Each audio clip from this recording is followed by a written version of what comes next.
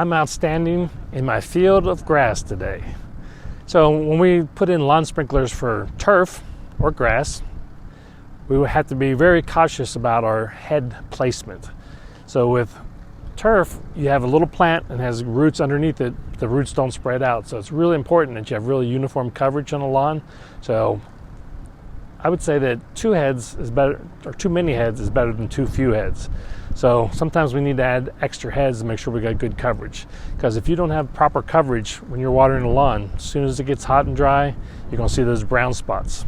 So if you do have a yard in the summertime and you have a sprinkler system, you start seeing brown spots appear in between sprinkler heads, that's something you can call us in on, and we can evaluate and see how we can adjust those sprinklers to make sure we're getting an adequate amount of water on all the areas of your lawn, so you have a nice lush green lawn like you see here this spring.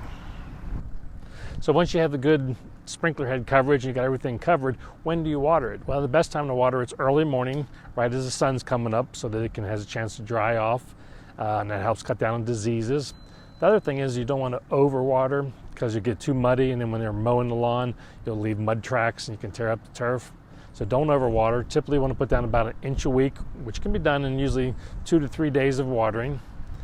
And if you water every day, you can develop real shallow roots. So it's better to water deep and less frequently so that you can develop strong, deep roots.